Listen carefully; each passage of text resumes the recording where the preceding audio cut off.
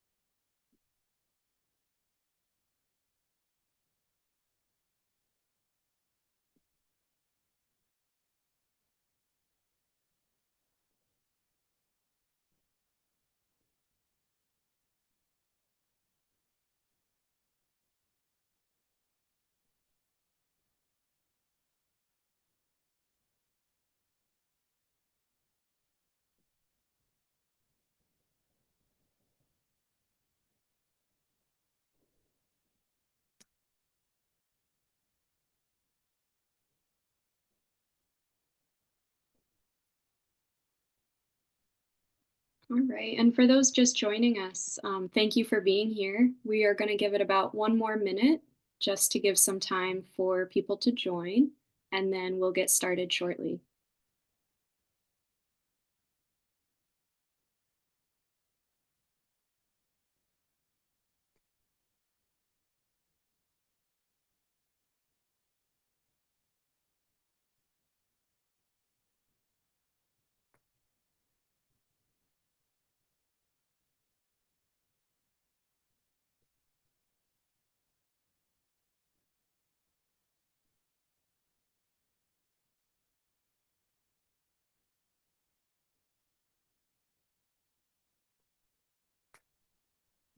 All right, why don't we go ahead and get started? Thank you everyone for being here for our Survivors of Suicide Loss webinar today. My name is Audrey McDougall, and I am a social worker and family consultant with New York FarmNet. I'm so happy to be here today to be facilitating this conversation with our guests. And I will introduce everyone in just a moment. But first, I would like to just go over some general housekeeping. A couple of reminders, this webinar will be recorded. And for those of you in attendance, cameras and mics and the chat feature will be disabled, but you can type questions into our Q&A box. So I'll keep an eye on those, and at the end of our session today, we'll have a few minutes for questions. So one other thing, we are having some weather. So if a connection gets choppy or someone disappears, we'll try to take care of that. We have a couple people on today for tech support. So just wanted to put that out there. And before I introduce everyone, I just want to give a brief introduction about New York FarmNet for anyone who doesn't know what we do. New York FarmNet was founded in 1986 by the College of Agriculture and Life Sciences at Cornell. And we were founded in response to the national farm crisis to be able to provide support to farmers and their families all across New York State. So what we do is we provide free, confidential on-farm consulting, and we typically work in teams of two. So we have one person, a financial consultant, who can help with business questions, financial issues, and then a social worker like myself as the family consultant to really help with some of the family communication or emotional issues. So if anyone would like more information about New York FarmNet, please take a look in the chat. You'll see our phone number there as well as our website, and you can call at any point. And we can offer services to any farmer, farm family, or agribusiness professional in New York State. So lastly, just before I introduce our speakers today, I want to give a disclaimer that, we are talking about suicide today, and we understand that this can be a sensitive topic. It can bring up a variety of different emotions. And so if you experience any distress during this conversation, or if you or anyone you know is experiencing suicidal thoughts or are in crisis, please feel free to reach out immediately to 988. and that is a national lifeline that can provide support and confidential counseling. So you can text this number or call this number. And I encourage anyone here today to just do whatever you need to do to take care of yourselves. So, with that, I would love to introduce our speakers today. There's quite a bit that I could say about each one of these incredible individuals, but a lot of today we'll be hearing from them about their own personal stories. So I'll try to keep it brief. First, I would like to introduce Jeff Winton. Jeff is the founder and chairman of Rural Minds, which is a national nonprofit organization that advocates for mental health equality in rural America. In addition to being the founder of Rural Minds, Jeff is the founder and owner of a working dairy farm in Chautauqua County and is a member of a multi-generational farm family. Jeff also serves on the advisory board of New York FarmNet. And due to experiencing a family tragedy, Jeff devotes a significant portion of his time and energy to fight the stigma, the suffering, and the silence caused by mental illness, especially in rural America. So thanks, Jeff. Thank you, Audrey. Yeah. Thank you. Next, I would like to introduce Karen Heisig, the area director of the Greater Central New York American Foundation for Suicide Prevention. Karen spent 20 years in North and South Carolina after marrying her college sweetheart, an Army ROTC graduate of Niagara University, before returning to Rochester, New York with her children. Karen has spent the last 12 years volunteering and working in the suicide prevention and postvention field. Her passions include prevention education, walking with others on their healing journey, spending time with her young adult children and family, and anything to do with being outdoors and cooking. As a widow of a combat veteran, she hopes her experience can help shape the future of preventing other families from ever finding themselves on this journey. Thanks, and welcome, Karen. Thanks, Audrey. Yeah. And last but not least, we have Karl Czymmek, the Associate Director of Cornell University's Pro Dairy and Cornell's Dairy Climate Leadership Specialist. Karl has a strong background in production agriculture and training in agronomy and law. He served the New York dairy industry for over 20 years as Pro Dairy's nutrient management specialist. And Karl has been a huge support to us here at New York FarmNet, especially for me in co-presenting some of the AFSP's Talk Saves Lives programs. So Karl has been instrumental in sharing his story and advocating for suicide prevention efforts. So thank you and welcome, Karl. Thank you. Good to be here. Great. So I just want to welcome everyone and thank you again for being here. We are here today to talk about suicide loss. We know that losing a loved one to suicide can be a profoundly painful experience and can be isolating. And we know that there's a lot of complex emotions that can get overwhelming. And so, often surviving friends, family, community members really struggle with knowing who to talk to and how to both find and offer help. So that's why we're so happy to have each of you here today. And I'm wondering if maybe we can start by just, one at a time sharing a little bit about your story and sharing how loss has affected you. So maybe I'll invite Jeff, if you wouldn't mind, go ahead and share a little bit with us. Thank you. Certainly. Well, good afternoon, everyone, and thanks for being with us. And I'm one of those people that may be impacted by the storm. My farm is over here on Lake Erie, and we're getting a good old-fashioned thunderstorm right now. So if I disappear, please don't take it personally. As Audrey kindly said, Rural Minds is a result of a family tragedy that took place here on our family dairy farm in Chautauqua County.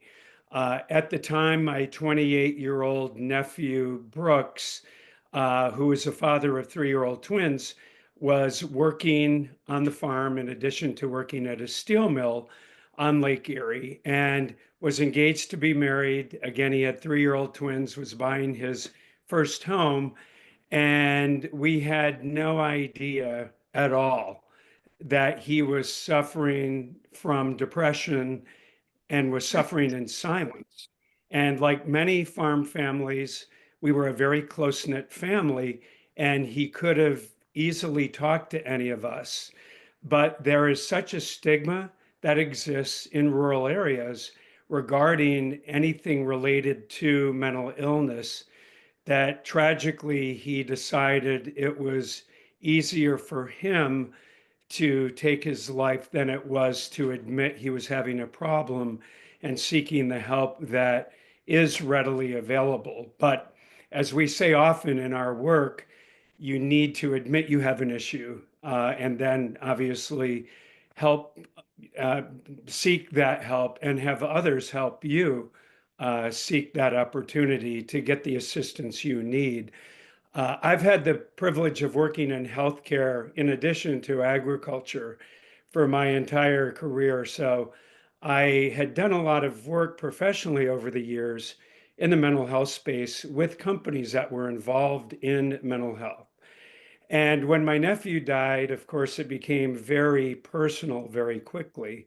And I started reaching out to a lot of organizations and basically asked the question, what are you doing to help people who are living with mental illness in rural America?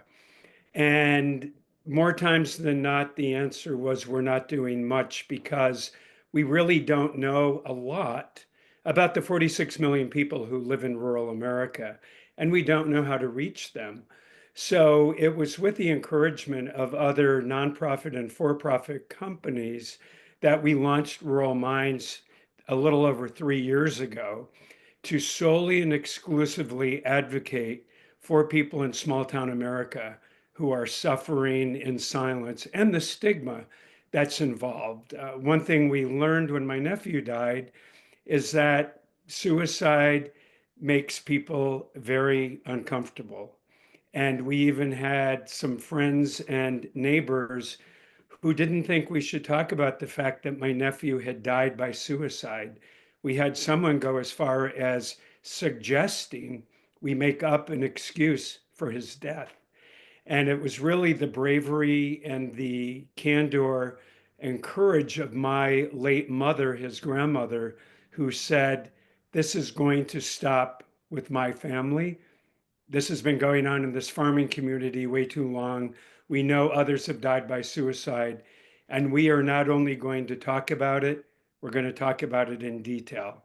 And that was the day, as we were planning my nephew's funeral, that the seeds for Rural Minds were planted. Thank you, Jeff.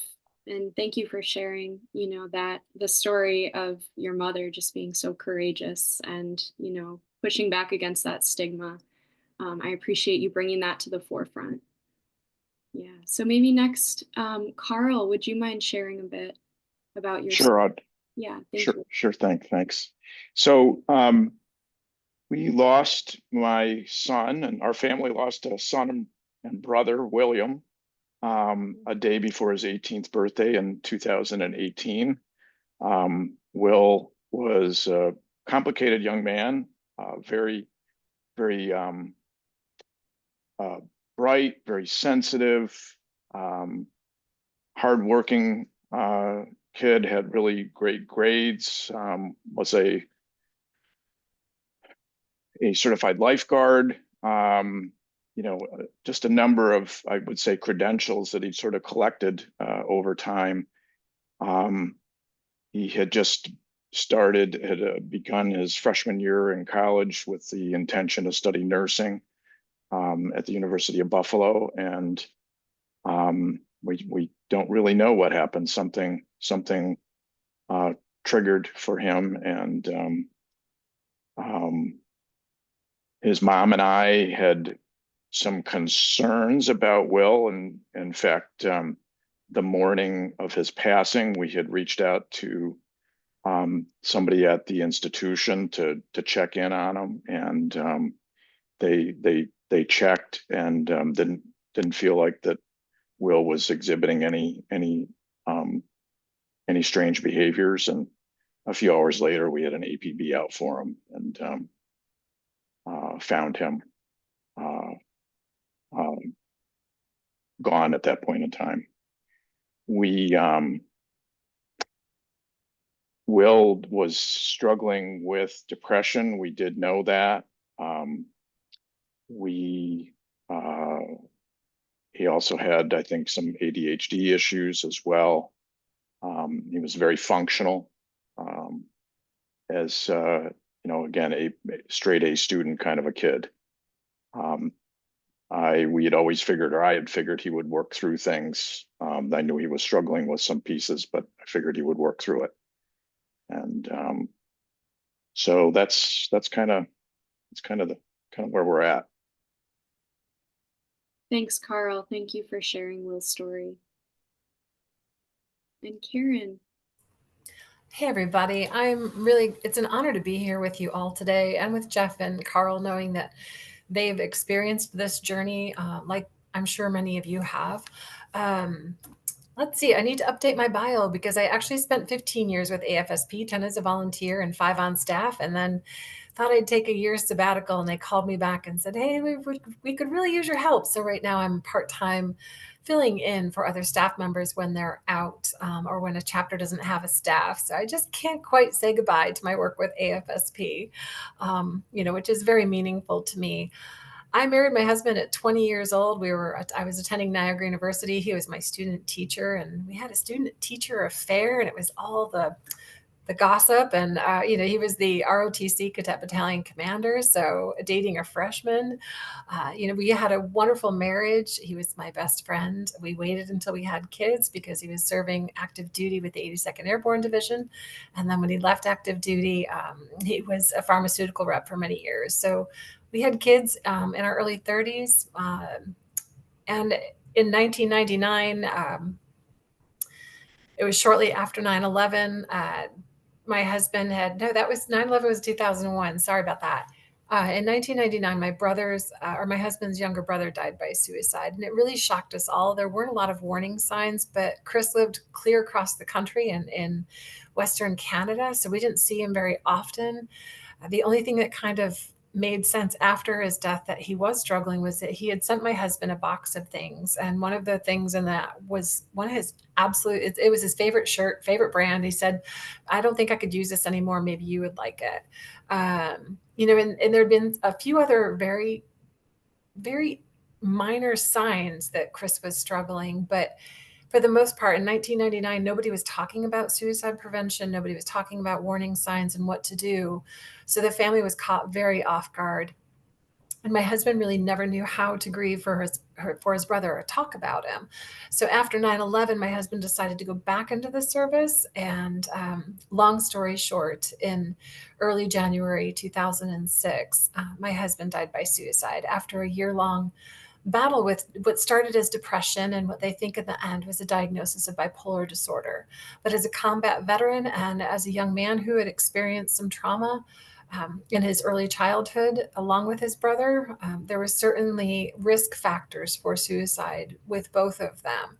And in a family, my in-laws were born and raised. My father-in-law was from Berlin, Germany. My mother-in-law was from the Philippines, very Catholic family, and very staunch belief that you don't share your problems with other people, you don't let other people see you cry, and you certainly don't talk about mental health and suicide prevention. So it just wasn't talked about. I don't blame them at all. My husband was in treatment. He was, unlike some of the other stories I hear, he was getting help, and they missed the ball as well because he was the person that lit up the room, put a smile on your face, was everybody's best friend. So he was trying every week when he went and saw that psychiatrist or his therapist, he was trying really hard to put on that happy face for everybody because that's what you do. In the military, and I'm sure it's very similar within rural communities, you're only as strong as the weakest link.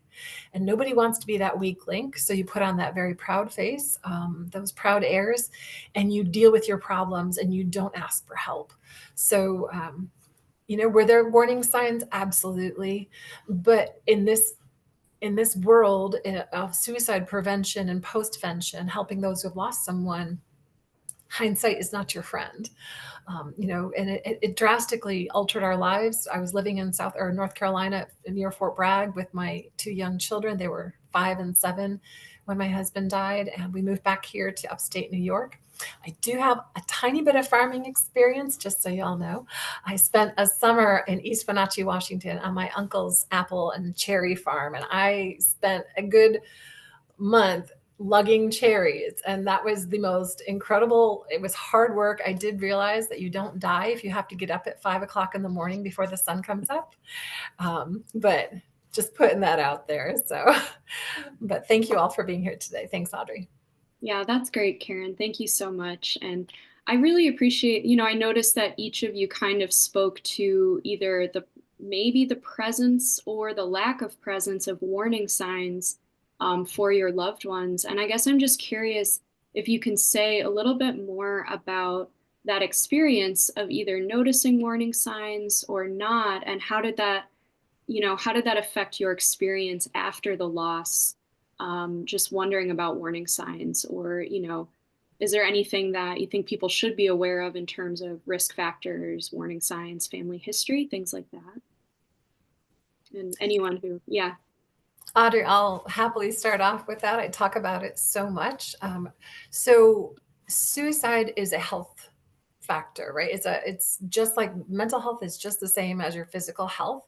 So just like there are risk factors for things like cardiac arrest, there are risk factors for suicide, a family history, a mental health, the presence of a mental health condition, whether it's been treated or untreated, diagnosed or undiagnosed, a stressful environment, things like that. So biological, environmental, and historical factors, just like you would look at for somebody who's at risk for heart attack. And when it comes to those warning signs, they can be very subtle.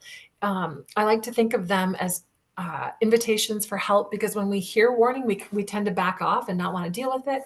When we hear invitation, we lean in and we say, how can I help with that? Those can be very subtle. Any changes that are uncharacteristic or concerning when it comes to talk behavior and mood. In the case of my husband, there were certainly all of those. He had become very withdrawn. He had no appetite. He didn't want to eat, all the classic signs of depression. He did not want to socialize with other people, even over the Christmas holidays. He was saying things, his talk had changed. He was saying things like, I have been a burden, or I don't think I could do this anymore. Or my kids, my wife and kids would be better off without me. Now, he didn't say those things directly to me. He said them to associates and friends, but nobody had the full picture. Nobody knew everything that was going on. And that's what we find a lot in suicide prevention, or when there's been a loss, is that we don't have the whole picture. We only have pieces of the puzzle. So that's why it's really important, if you notice changes in talk behavior and mood, that you start a conversation, even if somebody is not at risk for suicide. It's a reason to have a conversation. And I'll toss it to Jeff or Karl. As I mentioned during my story, we didn't necessarily have much warning that my nephew was struggling. But again, in the spirit of what Karen said about hindsight not being your friend, the family did take a look back at a couple weeks that led up to his suicide. He seemed to be uber focused on spending time with his 3-year-old twins. As a matter of fact, the week before he died, and the last photo we have of him before he died, was him at Niagara Falls with his kids, a little girl on one shoulder, the little boy on the other shoulder, with the rain bridge and the horse behind him. And, we now are thinking that he knew he was going to have limited time to spend with them.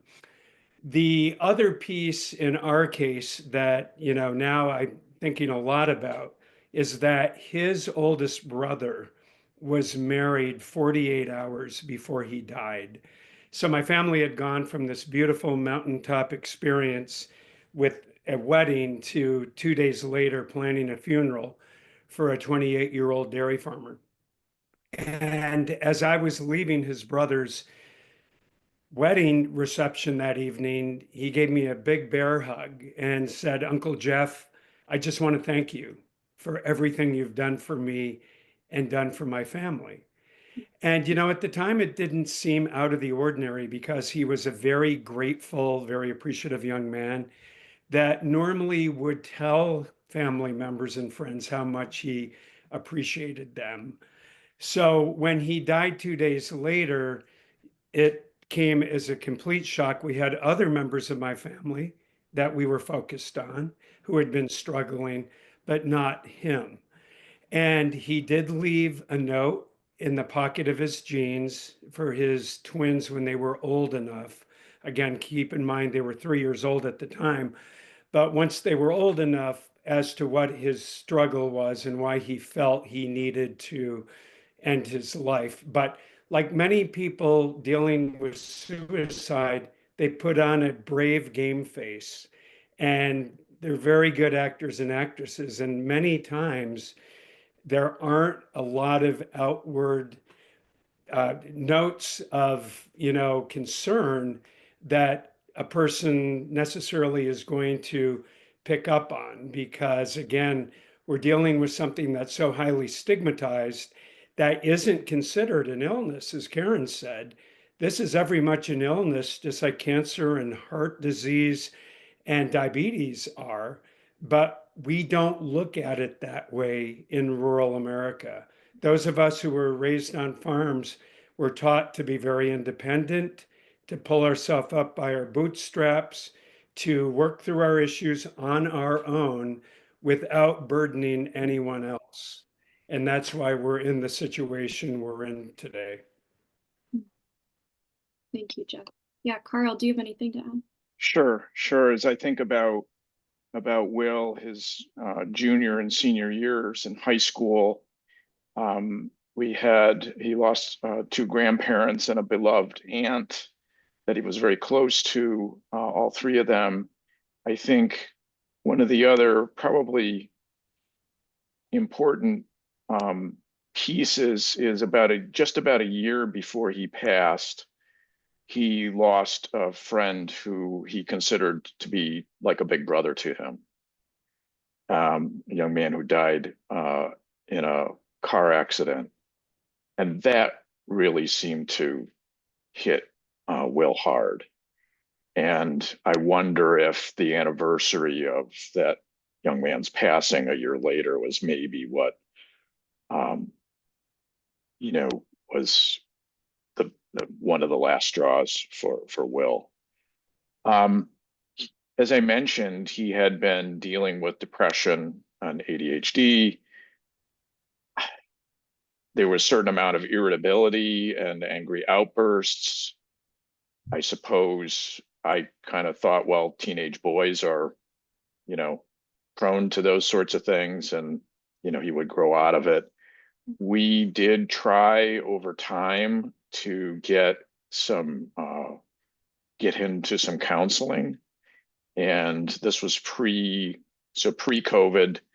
There were not the extensive, compared to today, there were very few opportunities for online therapy, at least that we could find.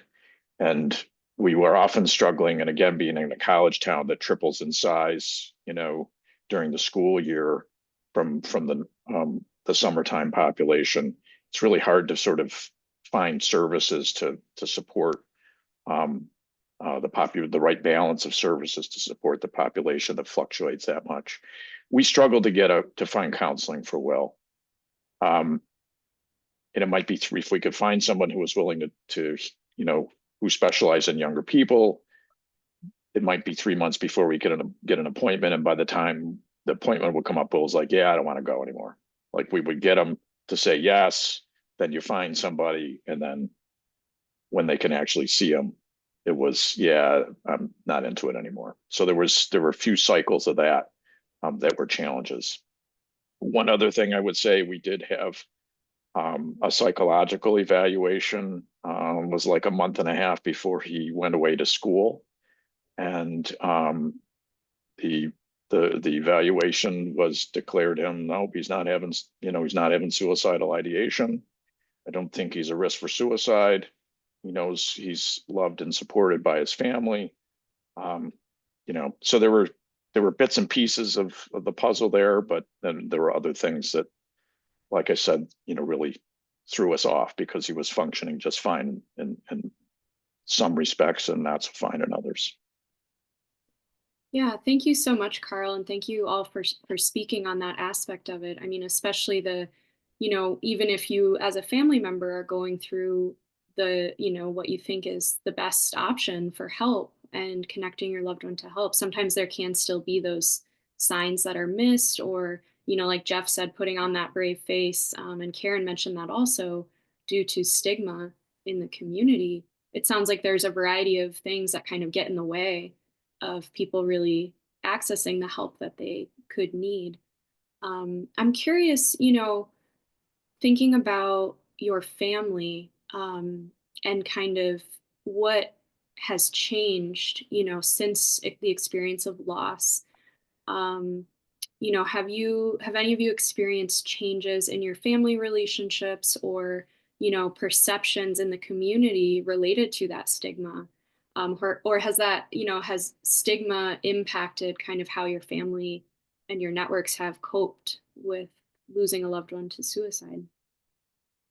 Well, I'll start if I may. Yeah. In my case, it absolutely ripped my family apart to the point where we still have members of my family all these years later who have not spoken since my nephew's funeral because there was so much guilt involved, there was so much blame involved. And despite my best efforts and other people in the family to bring people together, I'm now convinced that we will never return to where we were before. And, this story, unfortunately, seems to be prevalent in our work, and we're a national organization. So I spend a lot of time talking to other family members who have survived the death of a loved one by suicide. And it seems to be, more prevalent than what I was hoping to hear. Deep down, I was hoping that maybe my family was an anomaly, but that doesn't seem to be the case.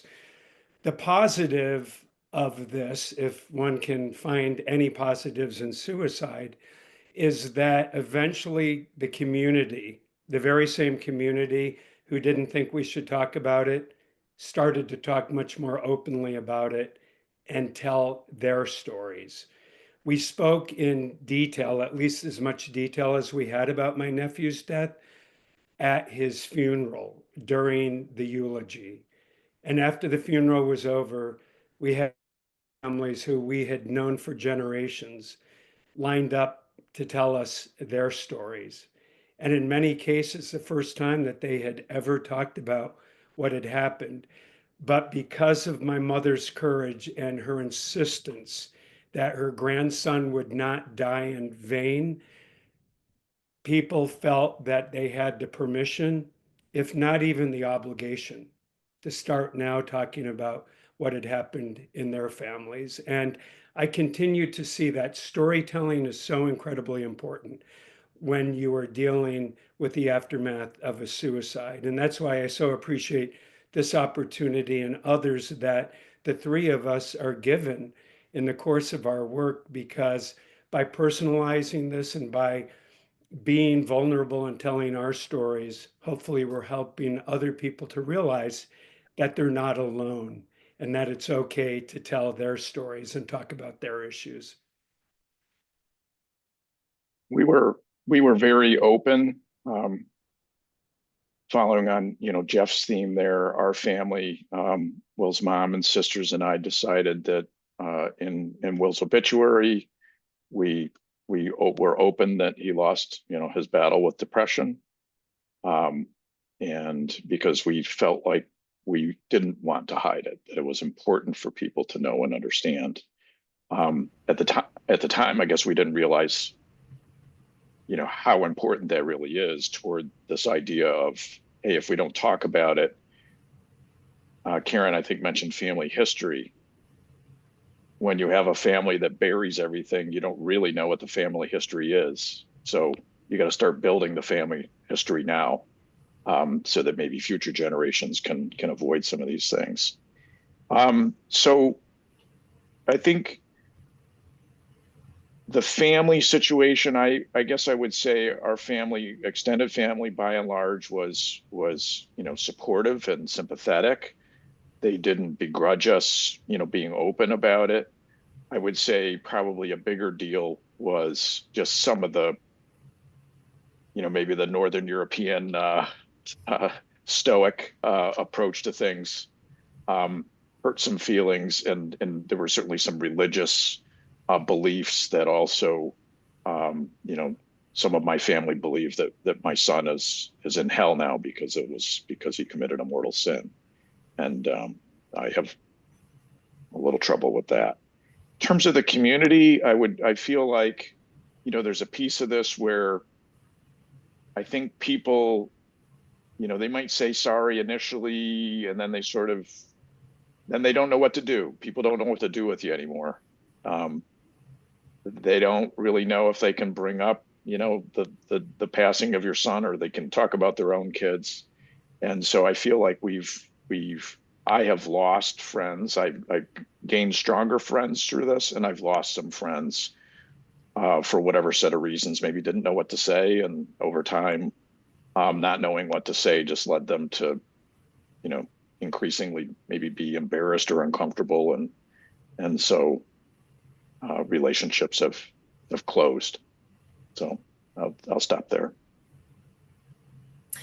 I'll just give my own experiences very much like Jeff and Karl's. Unfortunately, fortunately, not unfortunately, with my family, I had a very supportive family. My in-laws really, like I had previously said, did not want to talk about it, especially after my brother-in-law died before my husband did. They did not want anyone to know it was a suicide. So we did deal with some of that. My experience was that I found myself or found people tiptoeing around me. People didn't know what to say other than close friends that were there for me. I moved back to New York 2 years after my husband died with my kids, and to Webster, which is, a little suburb outside of Rochester. And everybody at the school was, two-parent family. The mom stayed home, the kids went to school, and a little Catholic school. And I was kind of the odd man out. I know I felt awkward at school gatherings and such. I'd catch the people that would give me a look like, oh, we just got caught talking about you. And so I think that's where some of the stigma came in. My kids were without their dad. They were having to go through the childhood experiences without their dad. And children talk. So what I taught or what I gave them is age appropriate information when my husband died. And what it turned out was that they were hearing things from other people, and they were too afraid to ask me because they didn't want to upset me, or they thought it wasn't the truth. So I encourage people, that it's a conversation you need to have. Obviously, with young children, you give age appropriate information, but they're smart, they're savvy, and include them in the storytelling to a safe extent. And I tell small communities all the time, the problem with suicide loss is that we are constantly telling people, reach out, call somebody, ask for help, call 988. But then there's a loss and we sweep it under the rug. We don't want to talk about it. So it sends the wrong message. It says, we want you to get help. Oh, but not in this case. If we don't want to, so we lost a community member by suicide, we're not going to talk about it. So, I encourage families all the time, especially if it's somebody that's just been newly bereaved, talk about it. Learn, teach yourself, teach others how to talk about it. Say died by suicide versus committed suicide. Say somebody made a suicide attempt versus failed or successful attempt. Learn the proper language. Learn how to share that story safely. Because we never know where people are at, but talk about it, because they're the biggest disservice that can happen in a community is that there is a loss by suicide and nobody addresses it as such. Because it really sends a message of this is not okay to talk about. So yeah, that's pretty much my experience in a nutshell. Yeah, thank you so much for speaking on that, because I do think too often, it's seen as this topic, like suicide is not something we talk about. It's not okay to talk about. And I heard a couple of you mention the tiptoeing that can happen after a loss from suicide. So I'm curious, in the days, weeks, months after experiencing the loss, how, other than the tiptoeing and the things that weren't helpful, what were some of the things that you found to be helpful, either in the way that people in the community interacted with you, or loved ones, or just for your own mental health, because losing a loved one by suicide can increase your own risk as well. So, what were those things that you found to be really helpful and supportive? And I guess I'm just wondering, like, for anyone watching, how could someone really support someone else when they know that there has been a loss by suicide? I'll jump in with that one. The people that were my biggest supporters were the people who touched base on a regular basis and did not ask for anything. They just wanted to say, hey, just want to let you know I'm thinking about you, especially in those first few months, because it's overwhelming and you don't necessarily have the energy or the wherewithal to have conversations with people, or to have to repeat the story again. So just reach out. If you know somebody who's lost a loved one by suicide, reach out. Just say, hey, there's no expectation that you call me back or text me back. I just want to let you know I'm thinking about you. The other people that really helped me were the people who shared stories. I wanted to hear stories about my husband that maybe I didn't know. I wanted people to say his name, because I loved him. He was my best friend. He was my partner. He's my children's father. I didn't want to pretend like all of a sudden he never existed, or that the way he died defined his life, because that's not the case. He was a funny guy, and boy, I've heard stories over the years that I didn't even know about that cracked me up. Say their name. I know I've worked with parents so much. I facilitated a support group here in Rochester for 4 years. And many of the people in that support group were parents who had lost a child. Karl, I'm sure you can agree to this. But parents want their child remembered. They love it when their child's friends stay in touch, and reach out. That person existed, their life mattered. And so that's what we want to know as a lost survivor. So reach out. The people who just showed up at my house and said, hey, I'm going to the grocery store, give me a list. Or said, I had a couple of friends who would just come in and they would tidy up my house, do laundry, and then leave and not stay and feel like I had to engage. That was really meaningful. And it makes us feel good to do that for other people. So just keep that in mind. And if you are a lost survivor, somebody who's been recently bereaved, sometimes we have to give them permission to say, this is what I need, because we don't want to be a burden, right? That's the whole theme here. People in suicidal crisis don't want to be a burden. Lost survivors, we don't want to be a burden, but we have to ask because people want to help.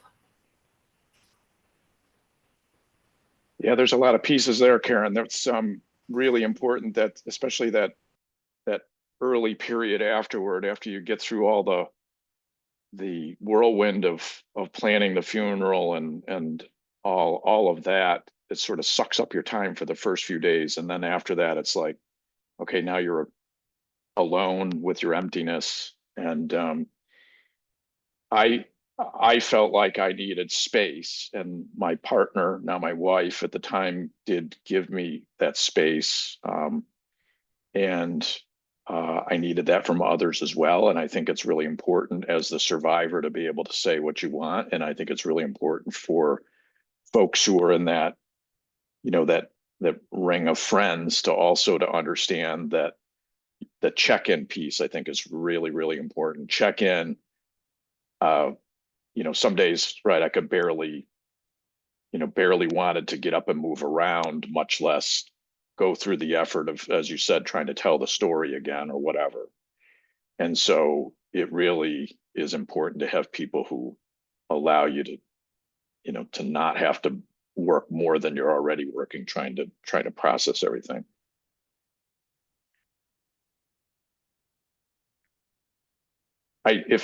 Sorry, Jeff, another piece about the stories is really important as well. So there were things in the aftermath, things that people wrote to us about Will that I had no idea about. One of them is that about 6 months before Will passed, he was with a friend who was contemplating suicide, and he actually drove his friend to the hospital. which sort of blew me away on multiple levels. We also got I don't know, like a 3-page letter from a maternity ward nurse that wrote about Will's experience with a preemie baby and just sitting in a rocking chair for several hours during his New Visions program, cradling this little baby.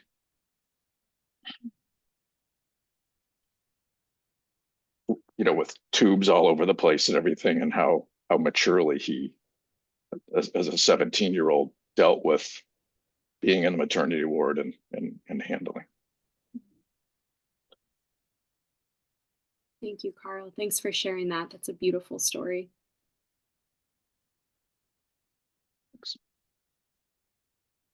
Jeff, was there anything you wanted to add? No, I think in the spirit of time, what my friends have covered was pretty much our experience as well. So I think I'll pass. Okay, great. Thank you. I know we have a few minutes left, but I'm just curious for all of you and your experiences, how do you feel that sharing your story can have an impact? I mean, you've kind of spoken to that a little bit, but what do you hope the results will be from sharing your story? And what have you seen in terms of the impact by being able to talk about experiencing loss? Well, first of all, I would say that looking at this selfishly, even though I've told this story hundreds of times, looked up every time I talk about it, including today, every time I tell it, I feel like I've healed a little piece more, that it's been very restorative, and it's really helped me to now incorporate this new reality, which isn't so new because my nephew died in 2012. But at times it seems like it was just this morning that this happened. So I think the storytelling can certainly help the survivors of a loss like this. But I've also seen, again, in our work with Rural Minds the last 3.5 years, and why I always start every single presentation with my family story, is that it opens up people's minds and their hearts to realize that something they have struggled with or something they may be struggling with right now is not unique. The circumstances around the situation are obviously unique, but there are a lot of things that I touch upon that people will tell me after the talk is over. And I'm sure Karl and Karen have experienced this too. But again, because of the stigma we deal with, many times when we speak at a meeting, people aren't necessarily comfortable during a Q&A to even raise their hand. But it's after the talk is over, after you've walked out of that conference room or that ballroom or wherever you're talking, is when other people approach you. And I have heard such heartbreaking stories that I will never take lightly. These are gems, these are gifts that people share with us that need to be told. And so a big part of what we're doing right now at Rural Minds is aggregating a lot of these stories so that they can be further utilized during media interviews and other opportunities, because it goes way beyond my story. You've heard two others today, and there are countless other stories out there. Some have been told, some are about to be told, some may never be told. But until we tell our story, and again, give people that opportunity and permission to think about telling their story, these are going to be hidden. And it's so important for everyone involved that they are communicated, even if it's with one person. We don't expect everyone to be doing media interviews and webinars like this, but I hope people at least have one person in their life, member, a family member, a teacher, neighbor, who they feel comfortable enough sharing something like this so that they can get the support and help they need. Thank you, Jeff. I think right from the onset, we felt it was important to talk about it. We didn't have the benefit of even knowing what AFSP was, much less the training, right, that talks about, hey, we need to talk about these things. So, and we've just tried to carry on. I started opening up my extension presentations the fall and winter after losing Will, letting people know, many of whom were, in the farm community, who knew of their situation, thanking them for their support and encouraging them to get help. And I didn't know it would be cathartic for me, but it's right, as Jeff mentioned, it's turned out to be that way. I think it's also important for friends who are close. This is something I forgot to mention earlier. I'll be really quick. It's important for I have friends who are close where they know I'm going to mention my son, and I'll say, oh, Will used to like to do this, or he and I would, talk about skiing and watching him do the glades and the tricks in the terrain park, for example. People who are close to me know that I'm going to bring that up and are comfortable with it. And I think it's important too. That's something that friends of survivors can also participate in to help honor their life.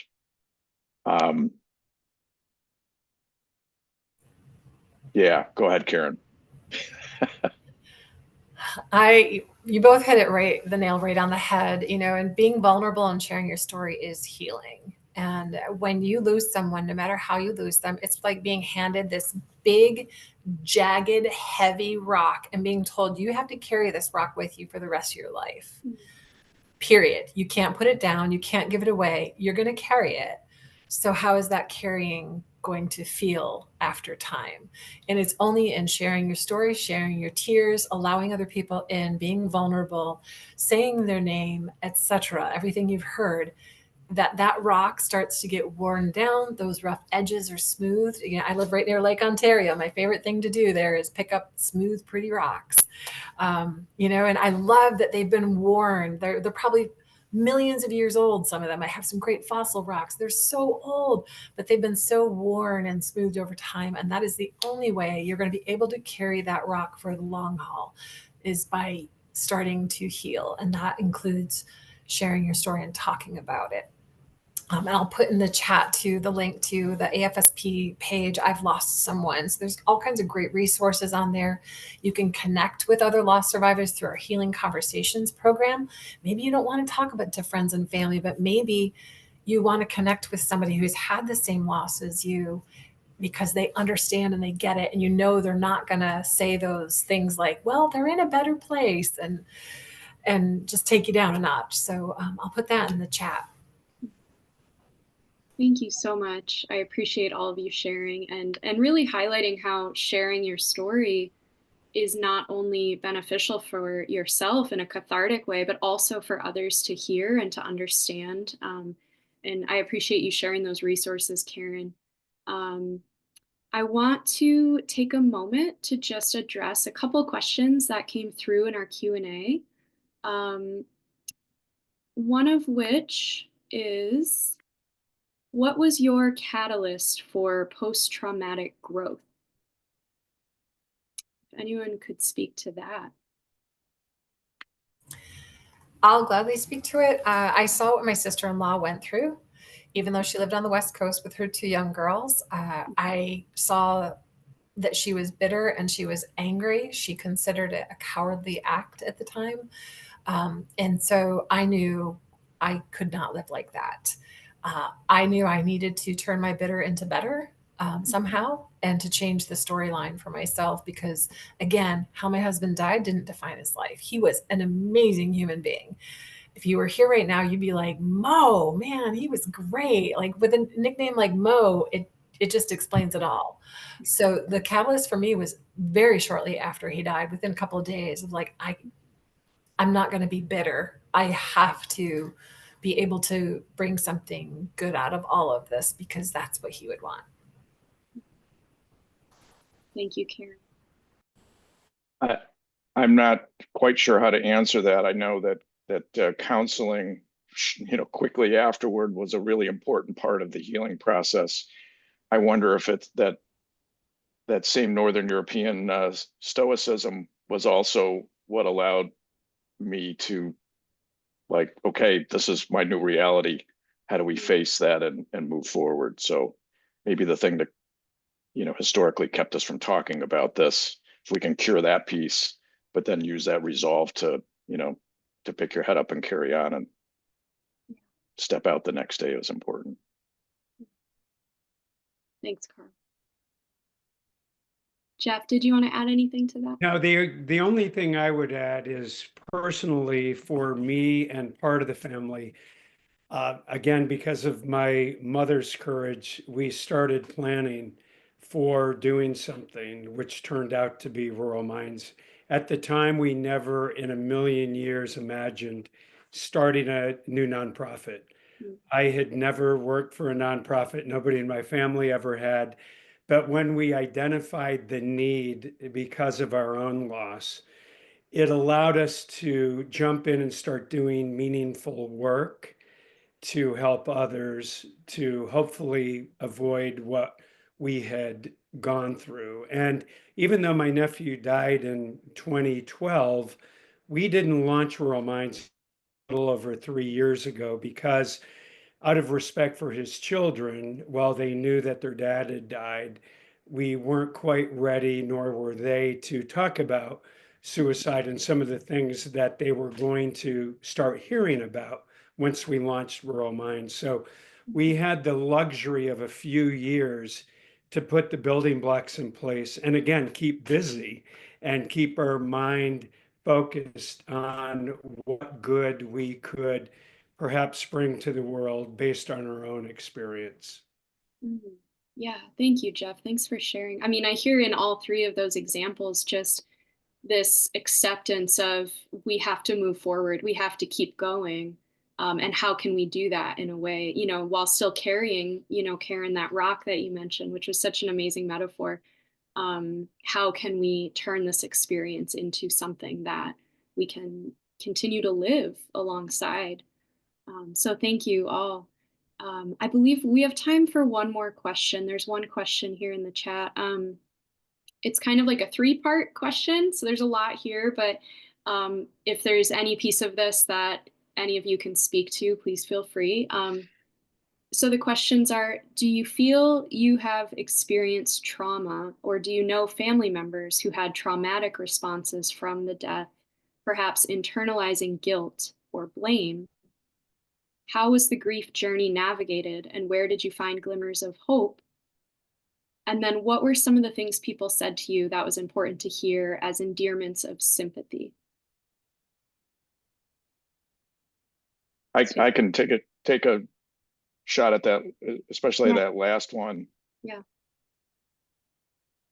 And this is a theme that's important. I think it's important for people who are close to say something, right? To at least say, and you don't, it doesn't have to be complicated. You don't have to get cute. It's really, I'm sorry for your loss. I'm sorry you lost your son or your husband or your nephew or whatever.